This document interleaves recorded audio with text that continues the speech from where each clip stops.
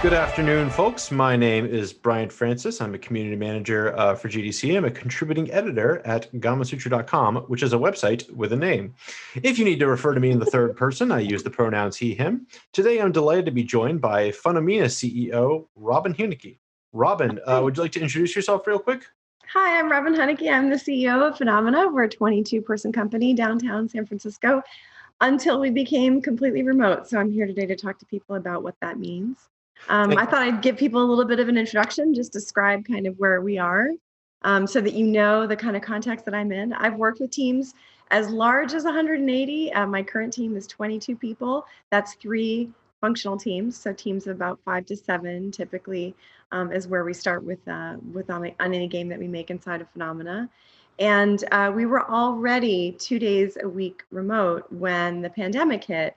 And we went to full remote in advance of the pandemic. So we've been fully remote for almost 4.5 months now. I apologize for mispronouncing a number of things there in my intro, Robin. Everybody does it. But with that in mind, I would like to quickly give a call out for folks to start asking their questions for Robin, because we are here to talk about the art and business of working from home. But while you put your questions in chat, I'm going to go ahead with kind of an explainer for our mindset about doing this AMA. I'm going to level with you. We're here because shit is weird. Shit is weird. We are not in Moscone Center. My cat is right behind me, and I'm using a light from my miniature painting kit to make sure I don't look like a goblin that I would be painting. When a once-in-a-century global pandemic hits, your job and your life get upended, even if, like me, or Robin's team sometimes, you're already working from home. Yeah. This is true at game development studios all over the world. And as CEO of Funomena, Robin's been at the front line of wrangling the challenges that come with moving studio-based teams to remote work. Like I said, we're going to take your questions. And to help us get the right questions in, we would like to ask you to please use the questions section in Swap Card to submit them, and then go ahead and upvote the questions that you want to see asked, because we will use that to help figure out what needs to be talked about.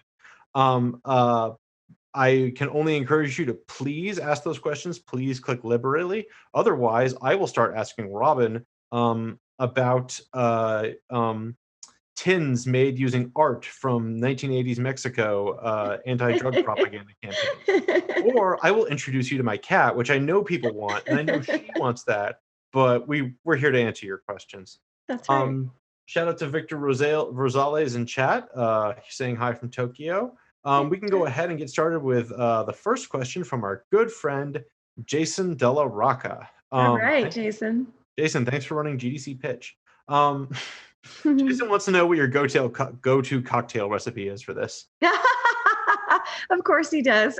Perfect start. Perfect. No, this is quarantine rules. Like, I actually started making my own limoncello during the quarantine because I have a lemon tree behind my house in Santa Cruz.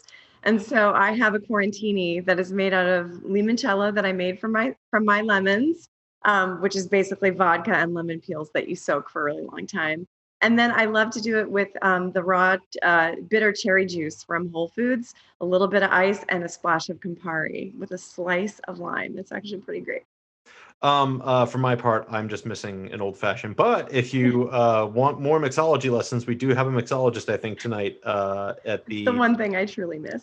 Yeah, we have, you can learn how to make your own cocktails from home too for your home game development studios. Okay, serious questions now. Michael Stefan would like to know, what are your favorite remote tools and how do you get your team to actually use them, especially if you're a less formal indie team?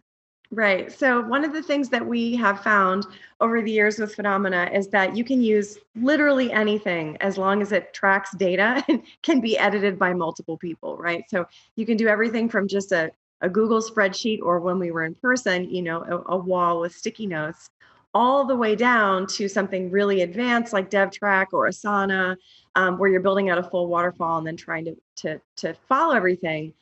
It's really actually up to the discretion of the producers on our teams. So some of our teams use Asana, some of them use Google Docs and spreadsheets for burn downs that they prefer to maintain on their own. Some people use Mondays.com. And I personally use a task tracker myself, in addition to whatever I use on the team.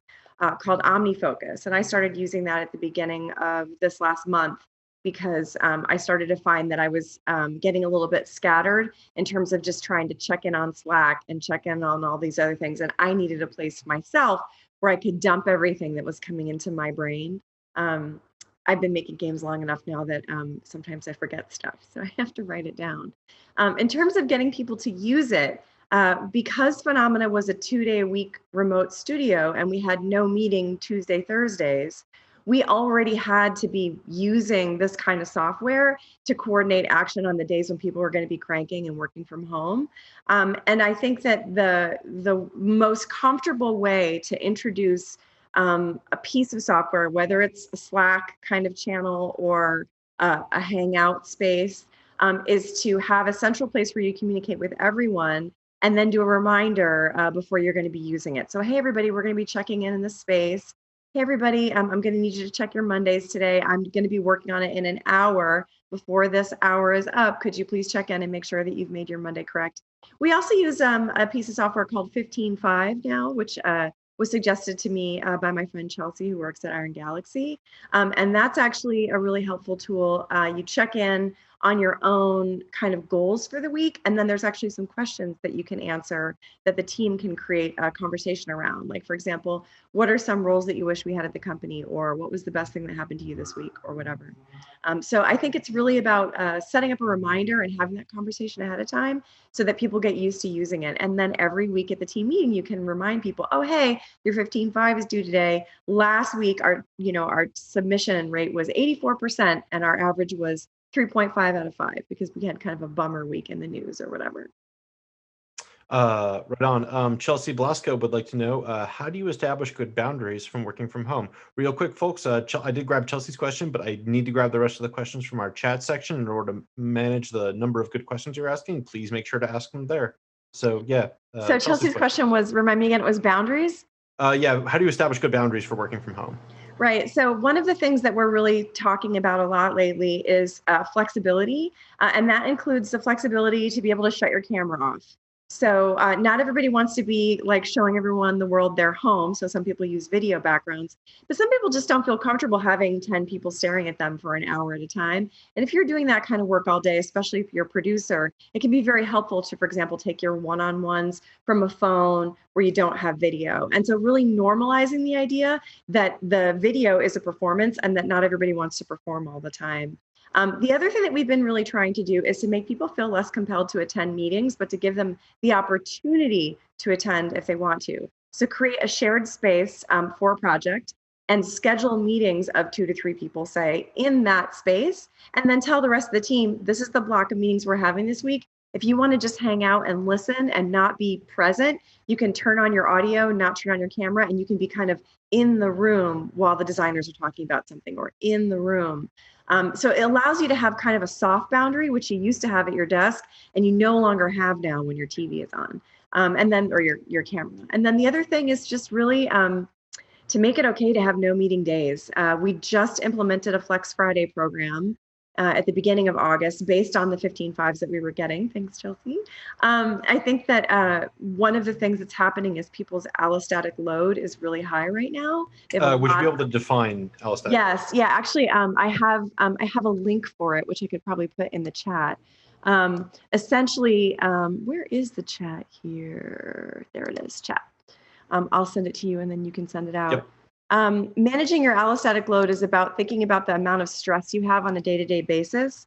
And one of the things that's happening in this pandemic right now is that especially people that have a lot of people at home with them, for example, people that have kids, have constant interruptions and stress related to homeschooling, taking care of their families and stuff like this. And so the normal load that someone's processing in their workday is really high. And then on top of that, there's social stress and political stress and a lot of the stuff that we've seen since the protests have began. So it's like really important to understand that everybody's kind of pegged, which means that you need some time to relax. And so Flex Fridays we've implemented, which will be on Fridays. Not only are there no meetings, there are no one-on-ones, there are no check-ins. And if you want to take that day to crank and catch up on something because your load was too high on a different day during the week, that's totally fine. If you want to just take a long weekend, no one's going to ask. So we're going to be measuring our throughput and see if everybody does what I expect, which is better with a flexible Friday 3-day weekend. And then who knows, we might even move to a 4-day weekend. We'll see. Roger that. For the historical record, I guess we should note that we were talking about referring to the Black Lives Matter protests when Chelsea was referring to that. If we just say the protests, they won't know in 20 years. Yeah, the George Floyd murder protests. Yes. Thank you, Robert. Yes. Derek Clark would like to ask, we are all having to adapt and do things differently. What have you found that has stayed the same from on-site development through the transition to remote work? So one of the things that we've been doing for a long time is we've been doing an all hands. And because we had some remote workers in Europe and stuff, we actually ended up getting into the habit of doing a show and tell on Fridays. And that's been actually really fantastic. Lately, we've been actually building something in Roblox. And so we've been playing it on Friday afternoons after the all hands. And that's been really great. There's just nothing better than playing your game together. And so if you have a kind of game that you can play together and be on camera and comment on it, it's just still so great to do a play test with the team. That's been fantastic. And then the other thing is that we actually, we've tried to keep the kitchen hangouts normal. So in the morning before people would come into work, they'd get some coffee, talk a little bit, share snacks, tips, talk about movies and games they're playing, stuff like that. So we have a kitchen hangout space that we still use, and that's actually been very helpful as well. Oh, neat, man. I think my team should steal that one. Yeah. A bunch of questions. We have good news. We have a lot of questions in chat. Mixed news. The upvoting is a bit, there's a lot of questions and not much upvoting. So I'd like to encourage folks to just pick the questions you like so that we can figure out what you need to know. Otherwise, I have to pick. And what I'm going to pick is Sean McPherson's question, which is, hi there. I have heard that employees who are hired for a remote position can sometimes be disregarded or blamed for something simply because they aren't in the office. Now that we're all working remotely, how could one avoid these situations and create a friendly and trusting relationship between team members? Thank you. Great question, Sean. Yeah, that is a great question. Because we're relatively small and we work in small teams, that kind of a situation doesn't typically happen at Funomena, but I have seen it happen on larger teams. And I guess if I was going to run my producer brain through that problem, what I would say is that in general, the best thing to do on a team is to educate everyone about how not to start fires. So if you have a problem with somebody, if someone said something in a meeting or they didn't deliver on a task and you're feeling frustrated, it's really, really important to take the time out of your day to have that little difficult conversation. It's a tiny one, but it's important to do it up front, because if you don't do it up front, then it builds and it grows and it creates more tension. And you tend to sort of see what you're upset about. So you tend to gather little evidence against that other person, and pretty soon you're in a beef. So I would say that the best way to make sure that that doesn't happen is to check for it. So, when you're doing one-on-ones with people, to sort of check in and say, hey, have you anything come up this week that you need to discuss with anyone else? Any snags in your workflow? Anything I can help you with in terms of making things go smoothly? So if you're producing a group like that, just make sure that you're encouraging those conversations and those one-on-ones. It's really hard to encourage one-on-ones right now because people really are meetinged out. So the other thing to do is to keep your meeting load low so that casual conversations can occur. And people can chat with one another when they need to. Tony Evans would like to know, what are your strategies for preventing remote team members from burning out? So this is actually something that we've been thinking about a lot, and one of the reasons that we're doing the Flex Fridays. I'm especially concerned with the election coming up and fall coming into play, kids having to go back to school. We have a lot of parents at Funomena who are really, really on the fence about what to do moving forward. Even in different parts of the Bay Area, there's different messaging depending on what age your child is and stuff. So the reason that we started the Flex Fridays is really to encourage people to take that extra day. We generally schedule for 4 hours of concrete deliverable work a day, because you have at least 2 hours of meetings, plus you have to have lunch, and then used to have your commute.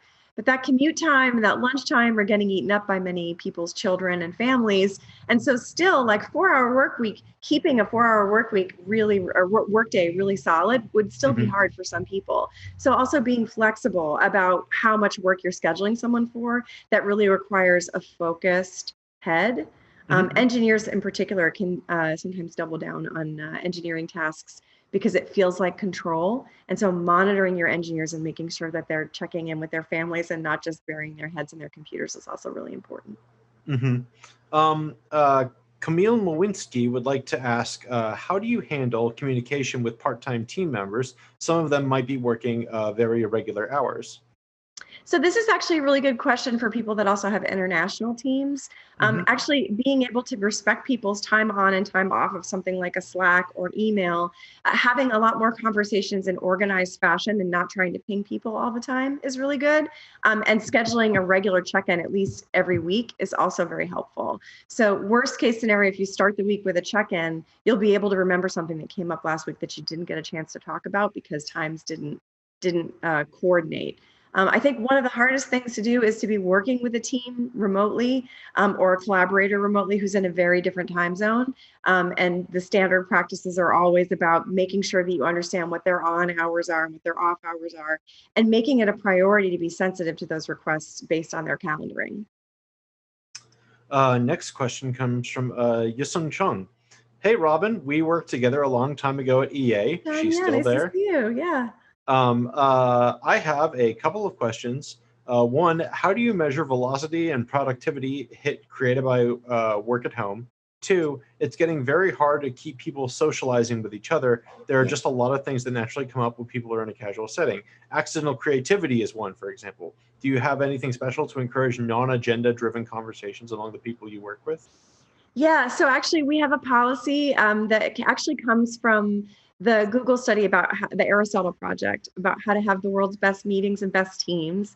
I Mhm. read that stuff pretty actively. And the other thing that we do is we've built the company philosophy around the idea of a deliberately developmental organization. So I can actually send you the original article. We can put that out in the chat that I read about this particular sort of idea. It's from the Harvard Business Review. And the idea is that you want people to be able to bring their full selves to work. As you know, especially when you work in a larger organization, you can feel like you kind of have two versions of you. There's the version of you that you bring to the office that's like doing everything perfectly and just okay or just fine. And then there's the part of you like you get in your car and you're like, oh, like I'm going through a breakup, or my kid's really struggling at school, or my mom has cancer, or whatever it is. And so when we founded Funomena, we wanted to use the deliberately developmental organizational strategies to create a safe space for people to really truly be themselves. There's actually a book about it, which I'll also share with you. It's called An Everyone Place, or An Everyone Culture, sorry, Becoming a Deliberately Developmental Organization. And the idea is that what you want to do is start your meetings with real talk about what's going on in your lives and not be embarrassed if you're having a bad day to say like, hey, everybody, I'm really struggling. So for example, a few weeks ago, my brother actually came down with COVID and I had a meeting that I had to attend. And I started the meeting by saying, listen, I'm sorry, I'm going to turn my camera off because I'm not in a really great place. My brother's not well. I'm really worried about my brother and my family. So I'm going to be quiet in this meeting. If you really need something from me, I'll be here, but I'm just going to be taking some time to myself. Being able to say that kind of stuff really does help people feel comfortable sharing and socializing outside of the sort of work scenario. And if you do it a little bit every time you meet at the beginning and at the end, then eventually it becomes part of the culture.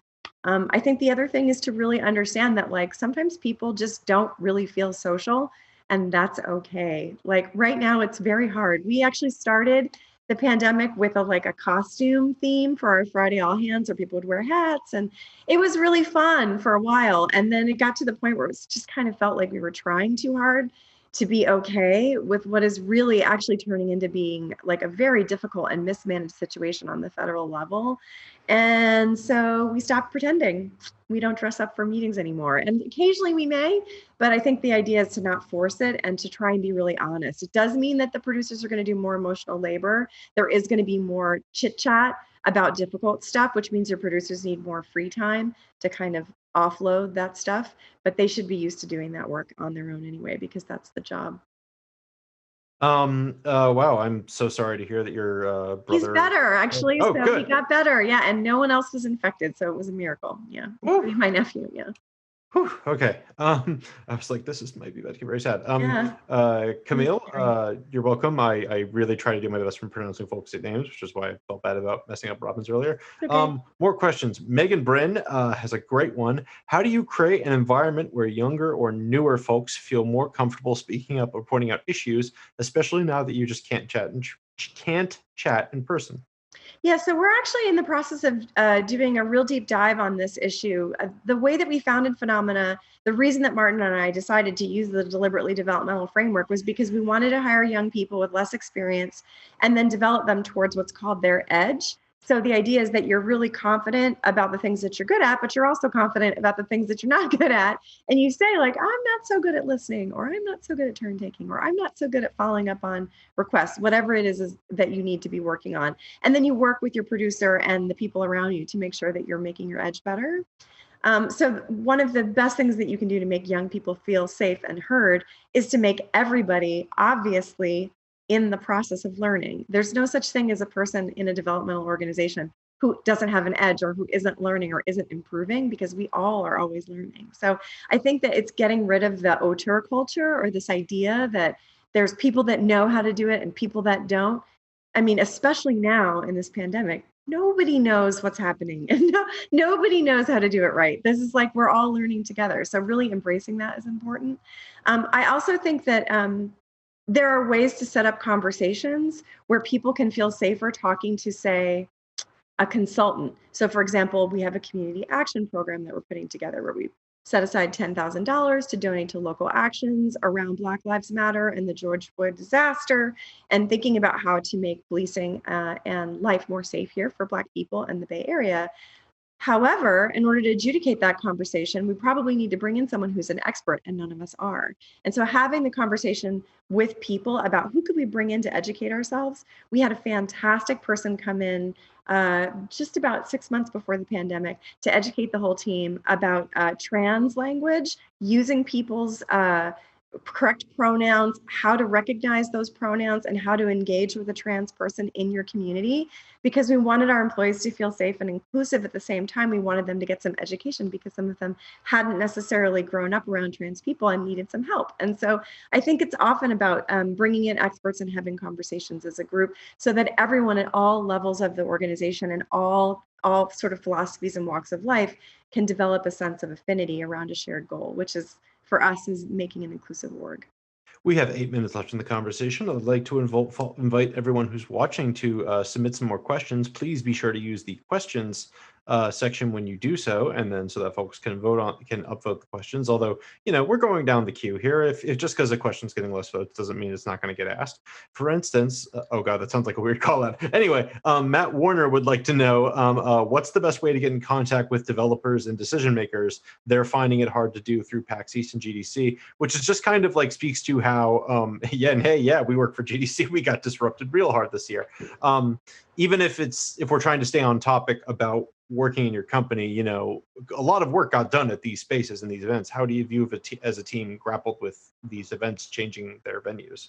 So obviously, I really miss being at events. I miss seeing friends like Chelsea and having a beer and talking about what's been going on in the industry. But I think what we've been doing to create connections with other developers and to stay in touch with our friends is doing a lot of remote Zooms, drink ups and meetups, and actually movie nights is another one that's really great, or gaming with each other. If you're trying to break in, it is really critical that that you figure out a way to create a conversation with developers, and it is really hard. I've actually been talking a little bit with Megan Scavio. She and I help run an event called Amplifying New Voices, and I've been thinking a little bit about some kind of event that we could start or run that would effectively act in the same fashion as the GDC conference associate kind of experience, but it's very, very difficult. And actually, I think that this is a question for the organizations that run events like PAX and GDC. As the PAX Dev Ambassador, I'll bring it to the PAX staff, because I know that PAX will be online this year. Maybe there'll be some ways that we can do some AMAs with developers for fans. Mm-hmm. I'm going to tweak Victor Rosales' question here. Their team uses Slack and Zoom, and they're feeling a loss of communication. What are other companies doing to improve the lack of face-to-face communication, even while balancing what you said a couple minutes ago about the option to go cameraless during meetings? So one thing you can do is try to do more social events that are opt-in, that are at times that people that have kids can participate and that don't require alcohol. So there's just a lot of stuff that you have to work around given the way things are working right now. Mm-hmm. The other thing is to just do a phone call, just a one-on-one phone call with another member of the team and check in. If you have been social distancing and are safe, and don't have any symptoms, you can also, if you can, travel to see another teammate. So I have a couple of teammates that I'm in a pod with that I travel to see on a regular basis. And that's just basically to show up, see them, be with them in a park or a public space. Maybe we both bring a beer, we have a beer, and we talk. But try to get a little bit of FaceTime with people if you do happen to be developing in the same city. You'd be surprised. Like, it can look really fine on the camera. And then actually when the person shuts off the camera, they can feel incredibly isolated and alone. And some people really need FaceTime and seeing other people physically in order to feel connected. I'm not that way, but I know people who are, and it's actually a very difficult time. So I think actually if you can safely check in and do a distance hangout or a picnic sometimes, that's also, even just with one other person on your team, that can be very helpful. And then my favorite thing is to send chocolate or flowers. Someone from my team sent me chocolate yesterday and I was so happy. With about 4 minutes 20 left on the clock, we're going to try and get as many questions in as we can. So Robin, we may need to shorten the answers. DT Bandalamudi would like to know, could game development move to a remote model even after the pandemic ends? Completely remote. Absolutely. Although I really do miss the office. We've actually decided to de-res and actually wait until the pandemic is over to figure out what in-person work would look like if we decided to do it again. The other thing is that with the constraints that we're seeing, traveling and not driving your car all the time, being something that's sort of restricted is actually really good for the environment. So I'm actually not so positive on the idea of us all having to start flying all over the world again in order to do our business. Mm-hmm. It's kind of it's a toss-up for me. Yeah. Sean McPherson asks, you mentioned including and keeping the office kitchen around because of the social importance of it. Are there other activities that are great and effective this time for team building morale, and lifting spirits? Yeah, so you can have Office Olympics. That's something that our office coordinator, Jamie, put together. She'll just organize different types of tests and games that we can play against each other. The last one, I believe, was a typing test to see who could type the fastest, most accurately. And a lot of these are just run in the Slack channel that are at the company. The other thing that I saw recently was someone had a ship party and they actually shipped meals and tequila mix and all this crazy stuff to their people so that they could have a big party together. Double Fine also did a really great personalized tequila bottle for their 20th anniversary, which was fantastic. So sending people things in their homes and then getting on camera together is actually kind of fun. I even attended a magic show like that with a pitch print, so that was pretty great. Maggie LaRouche would like to know, working remote seems to have increased the amount of meetings across the board. What are the best practices that were introduced to reduce them so your team can focus and deliver on their 20-hour-a-week goals? Yeah, so actually the no meeting days are really, really essential. Having very short meetings is also essential. Having an agenda ahead of the meeting, obviously really helpful. If you want to have time in a meeting to brainstorm, time boxing that time. And then Google actually has a short meetings option in its menu. If you're using Google Calendar, you can click the short meetings and it'll end your meetings 5 or 10 minutes earlier so that you don't end up in a back-to-back meeting cycle with no bathroom breaks, which is a really, really bad place to be. Oh, shoot, that's how I got on this call. Okay, a couple minutes left. We're going to ask a couple more questions. Before we do, when you're done here, please click on the session evaluation. It's going to pop up either in this session, you can click on it again to see it, or it'll come up through your notifications. If you give feedback on this session, whether it's good or bad, we'll be able to improve these sessions in the future. We never did AMAs before. This is new. We like it. We did like a couple, but now we're doing a lot. This question, I'm going to try and get at least one other question besides this one in, but Anisha Deshmani would like to know, would love any ideas on onboarding teammates who are new to a project or company. It's so much harder to do when there aren't people around to absorb information from. Yeah, so we have a wiki that we've been building out. Jamie's been helping with that as well. And I think that building an internal wiki that shows what it's like to be part of the team and then keeping that conversation really going is important because it gives someone something to latch onto. Having someone that they can follow through a day, so be on a bunch of different calls with the producer as they manage different parts of the project is also helpful. And then finally, inviting them to present or give conversation in a more relaxed forum. So we have tech talks that we do. People volunteer to do tech talks. We also have culture talks that sometimes happen over lunch hour where people talk about the food from their cultures where they grew up and stuff. So just creating events where they can contribute something personal is very helpful. In the long run, my favorite thing to make people feel involved is what we call the Thumbs Up Award. We give it away every Friday. If you get the thumbs up, your job the next week is to give it to someone who did something that made you feel great. It can be anything. It doesn't have to be specifically to the development, but as the thumbs up goes around, it actually helps you see who is doing nice things for other people, and that helps people feel encouraged to do nice things, and it gets people involved in the cycle of being a friend at the office, which is important. We are running a slightly bit out of time, but I'm going to get one more question in. Robin, real quick, if they have more questions from you, where should they ask them? Go ahead and ask me on Twitter. I'll go ahead and answer your DMs or your tweets as much as I can. I'll start a thread now. And what's your Twitter handle again? It's just my last name, at Hunicke. At Hunicke. Okay, I have a question that I've been thinking about actually since the Ukrainian protests that led to the ouster of the president over there in like 2015 or so.